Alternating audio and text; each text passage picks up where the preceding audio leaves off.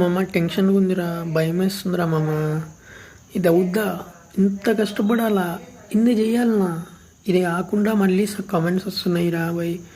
ఇంత pressure situations అసలు ఎట్లా హ్యాండిల్ చేయగలుగుతున్నారా? నా వల్ల అవ్వట్లేదు అని ఎప్పుడైతే ఫుల్గా ఈ షార్ట్ చూడు. పాయింట్ నెంబర్ 1 ఏంటంటే టెన్షన్స్ నీ ఒక్కడికే కాదు, అందరికీ ఉన్నాయి. ఇంకా నీకు ఒక ఇల్లు ఉంది, ఒక ఫ్యామిలీ ఉంది.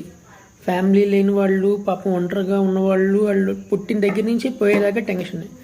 పార్ట్ 2 ఏంటంటే ఇవాళ ఉన్న సిచ్యువేషన్ రేపు ఉండదు. అది ఎవరి లైఫ్లోనే తీసుకోండి. ఇప్పుడు మీ ఇంటి ముందు ఏదో పెట్స్ ఉన్నాయి మీ దగ్గర, రేపు అది పెద్దది అవుద్ది కదా, తర్వాత వాడు ఎవడో డెవలప్ అవుతాడు, అలాగే ఉండడు కదా.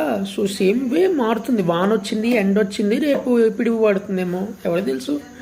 పాయింట్ నెంబర్ 3 ఏంటంటే ఏది కూడా పర్మనెంట్ కాదనమాట. అన్నీ పర్మనెంట్ అనుకోవడం, నేను చేసేస్తే నాకన్నా తోపులేయడం అనుకోవడం వల్ల ఇవన్నీ వస్తాయి నీకు లైఫ్లో, గుర్తు.